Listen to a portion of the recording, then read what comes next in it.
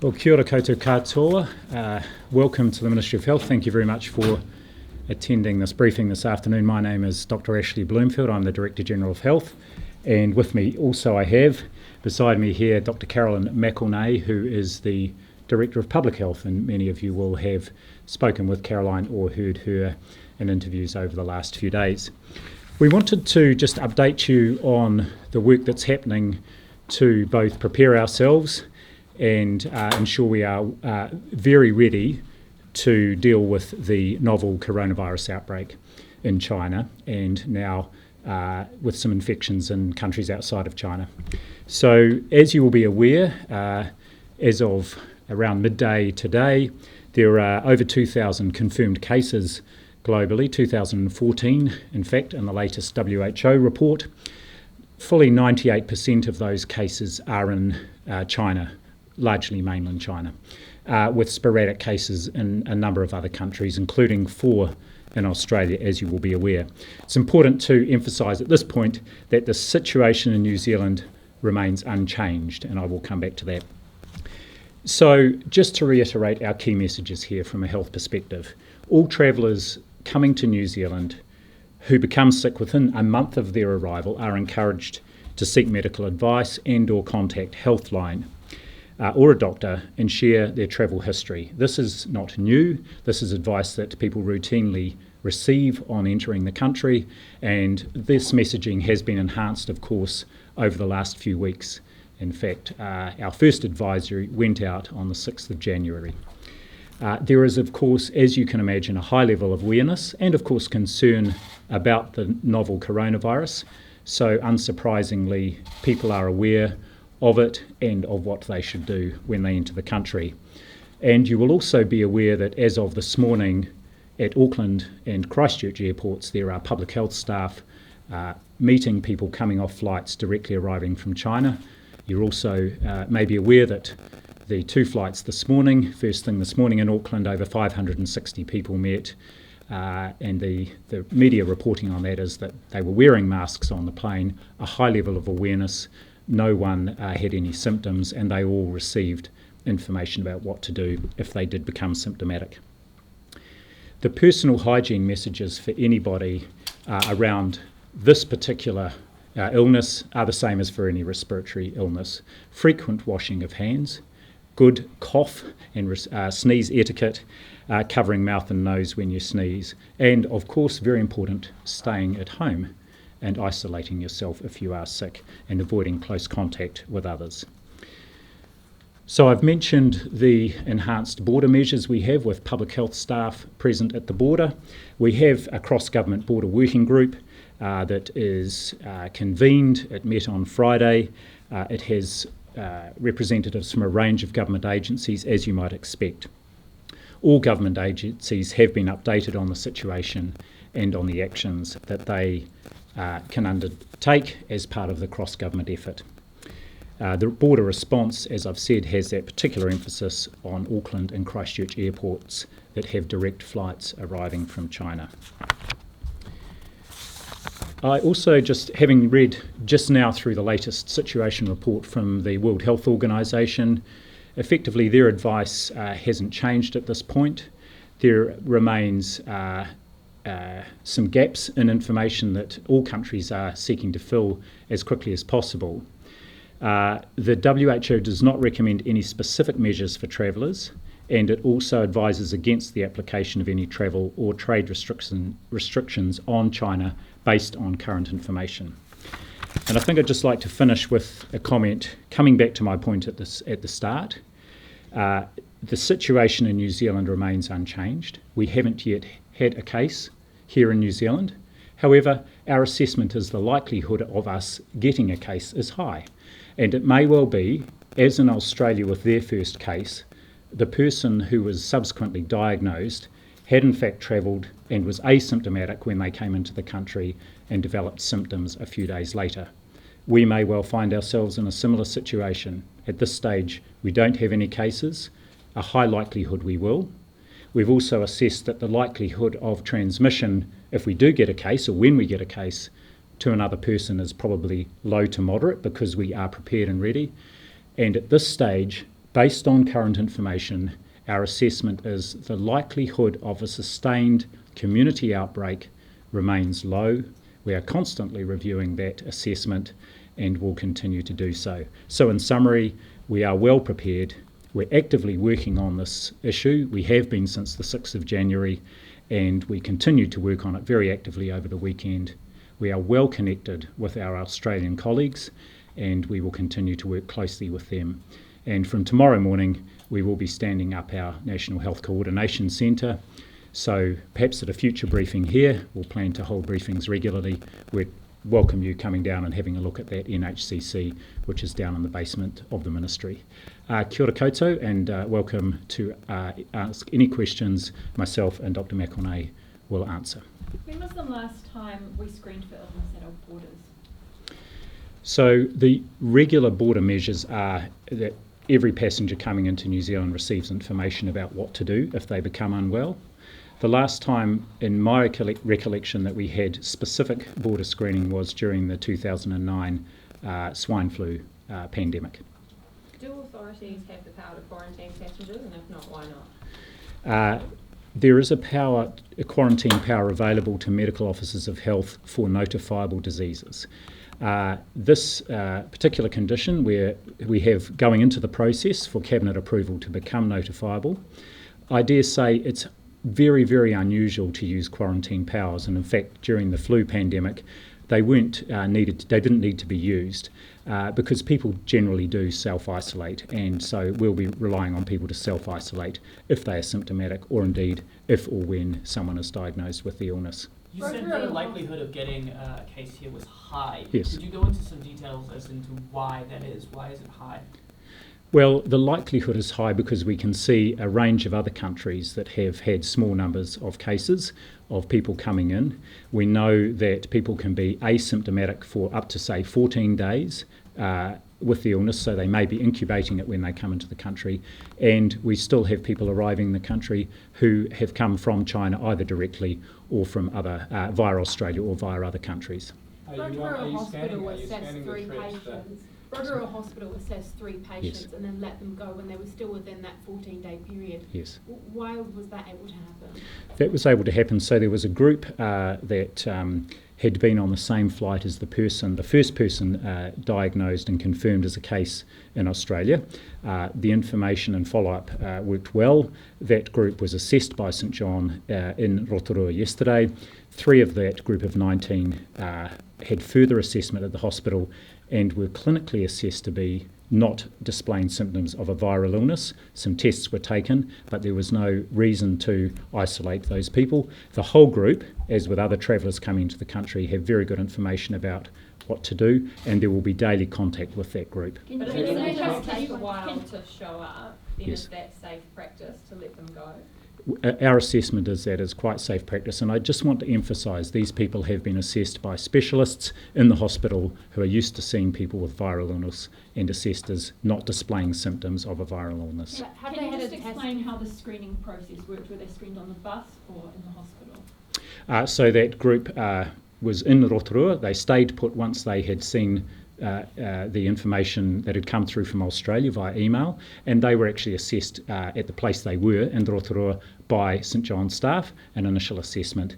3 were then referred on to the hospital for further assessment, and I've told you the outcome of that assessment. So Is there basically, any they, intention to after the screen first people? assessment, they said these 3 people have some kind of symptom or seem unwell. That it was based on their assessment on the symptoms or the people's history they gave, and not on any particular clinical signs. So they felt that it was warranted to refer them for further clinical assessment, and that was done at the hospital. How confident are you that no one on that bus was carrying coronavirus? They've been assessed, and at this stage the clinical assessment is, and this is the same as with anyone who is at the border, the same as those people on the bus. They're not symptomatic at the moment. They know what to do if they do get symptoms. There was a question at the back Is there here. any intention to screen flights coming in from Australia, considering many of them would be come from China previously? That's under active consideration, and in fact people could be coming via Australia from China. But there are other ways we can ensure that people have access to the information they need, including airport announcements. There are electronic banners there, and the information is very visible and widely available. And again, I think in particular because of wide media reporting, a high level of awareness amongst travellers. Given it's such, given we do have a lot of flights from Australia, I mean, that would be a big operation. What's the kind of thinking going into making that decision? So I think there are two key considerations here. The border response is important and needs to be proportionate to the other parts of a response, because having public health staff at the border is just one part of the duties that public health units and other clinical staff need to do as part of preparing for and, of course, managing if we do get a case. So the border presence needs to be proportionate. What we do know is the most important thing we need to do at the border is ensure people have good information about what to do, and that's the second point here.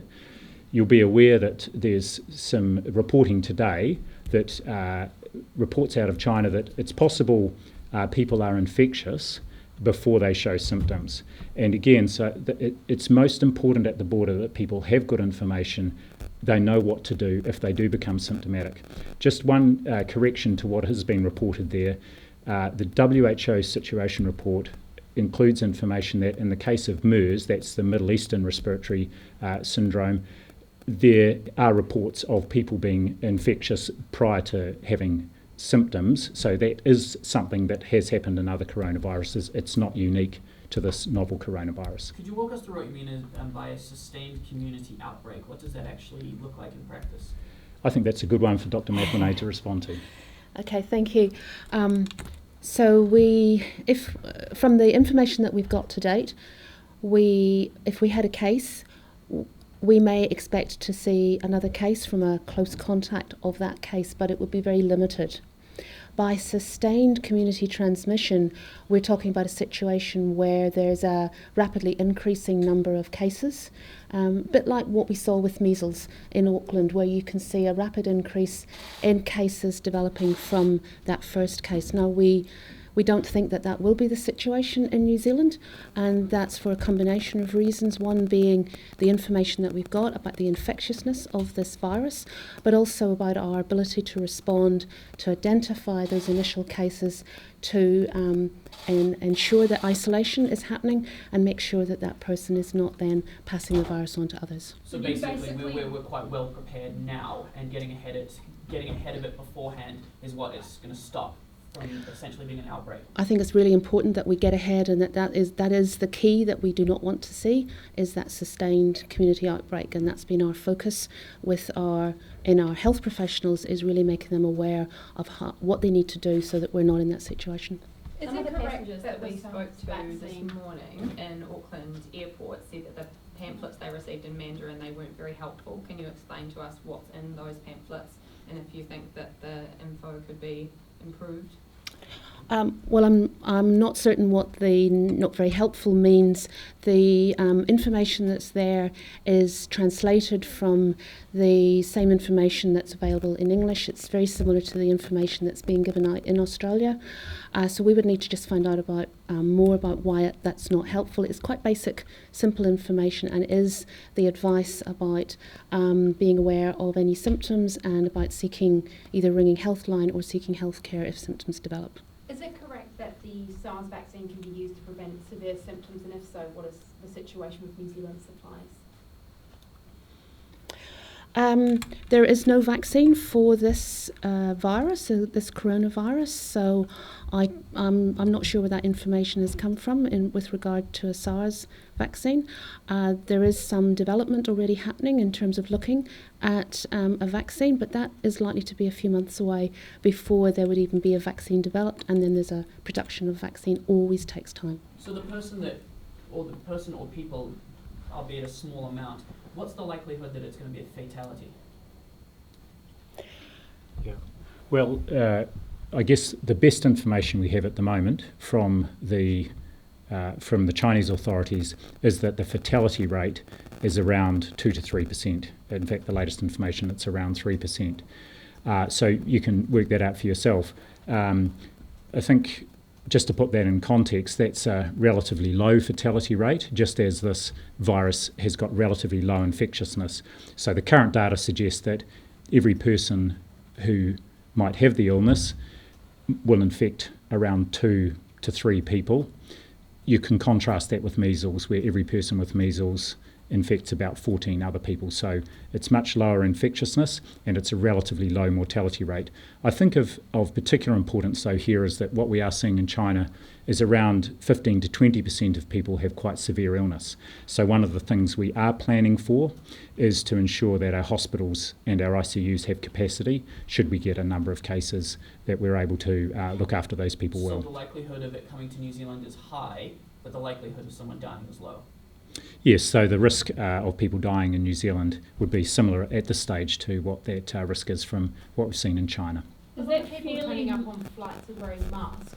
International media has said that this actually doesn't do much in terms of preventing the spread of the virus. What's the Ministry of Health's official word on that? So I think people should wear masks if they feel that that is protecting them, and or if they feel they may be harbouring symptoms of any illness, whether it's a common cold, influenza, then it's appropriate to wear a mask, and that's an individual decision. Is it effective though?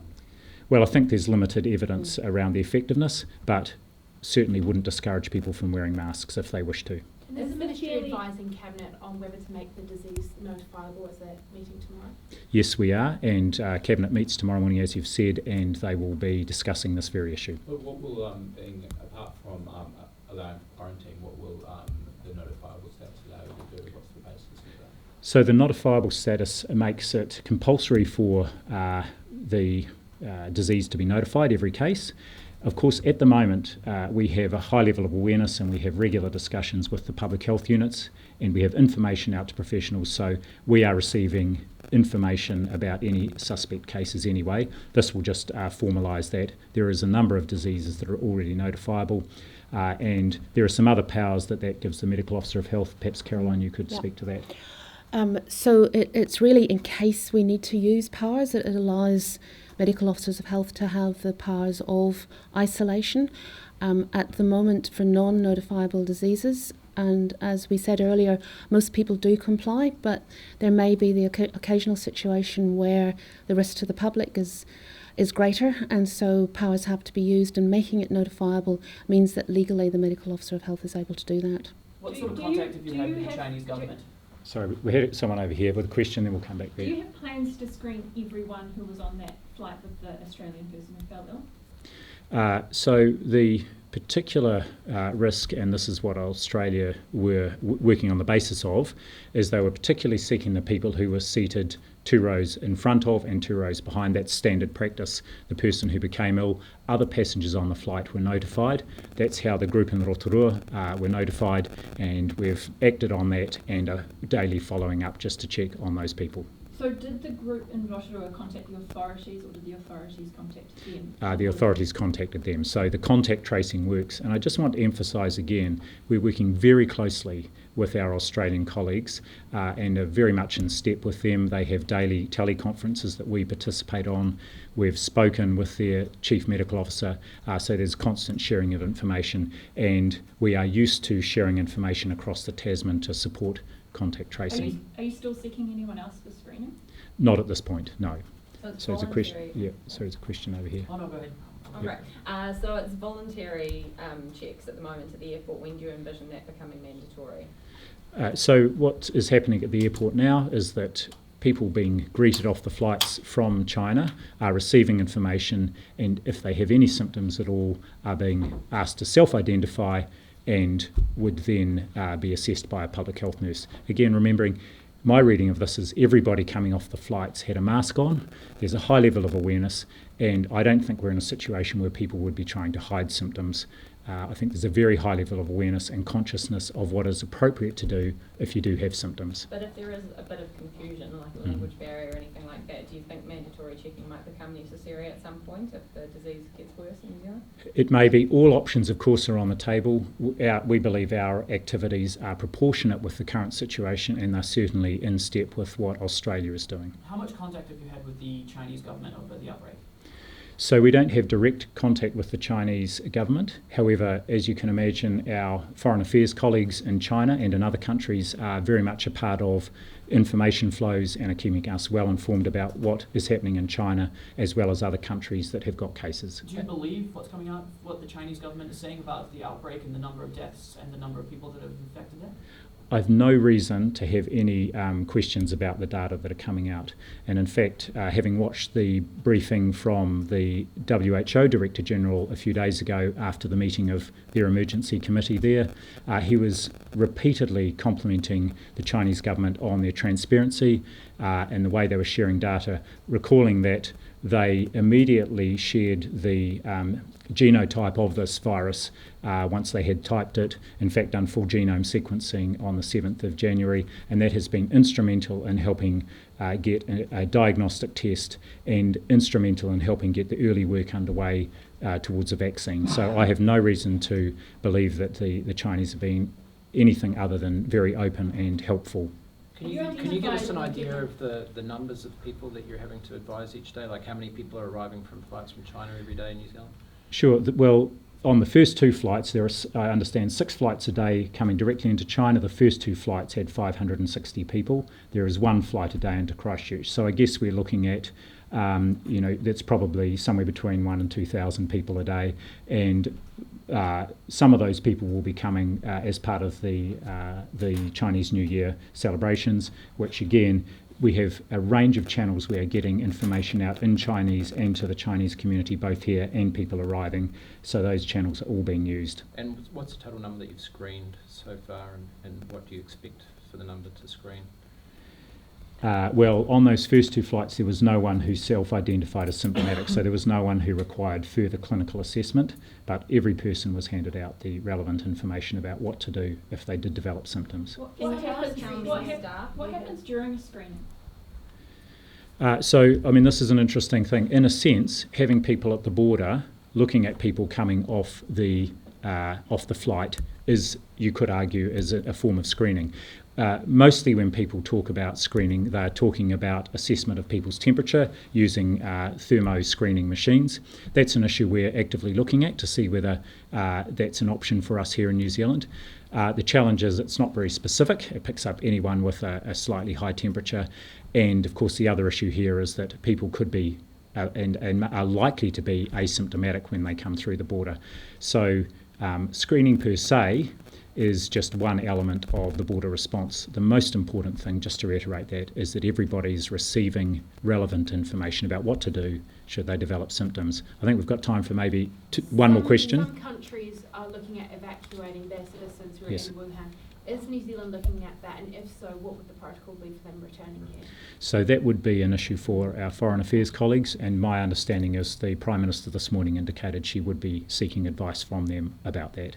Has the Ministry of Health's response changed at all, though, now that we know the disease can be transmitted before symptoms appear? Have you changed your response? We're continuing to step up our response in line with all new information, and the most significant thing is that we will be activating our National Health Coordination Centre tomorrow just to help consolidate our response. And again, if there's an opportunity in the next few days, if you'd like to come down and have a look at that, we'll afford you that opportunity. Thank you very much for your time this afternoon, and we will keep you fully briefed over the next few days. Thanks again.